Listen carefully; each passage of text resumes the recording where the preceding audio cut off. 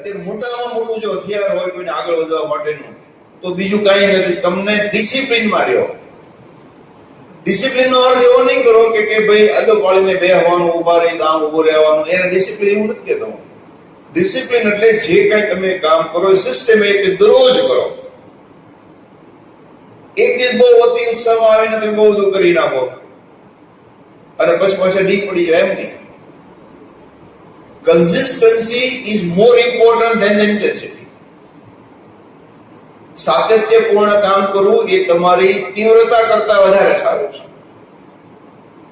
સાતત્યપૂર્ણ કામ કરવું પડે અને દરરોજ જયારે તમે કામ કરો એટલે એ તમારી ટેવ પડી જાય, એ આપણી હેબિટ પડી જાય.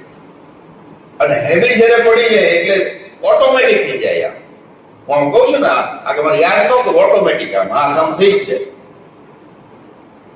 એ યાદ ન કરવું પડે કે ભાઈ હું આમ એક્શન કરું, આમ એક્શન કરું, એ ઓટોમેટિક થાય.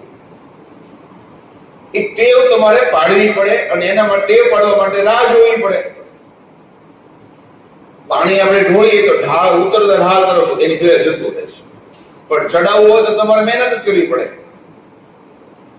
તો તમારે મહેનત કરવી પડે ત્યારે ઢાળ ચડે, નહીં તો પાણી મૂકી દે એટલે જવાનું. એટલે આપણે હંમેશા એવો રસ્તો જલ્દી પસંદ કરીએ જ્યાં આગળ આપણે મુશ્કેલી ઓછી પડે.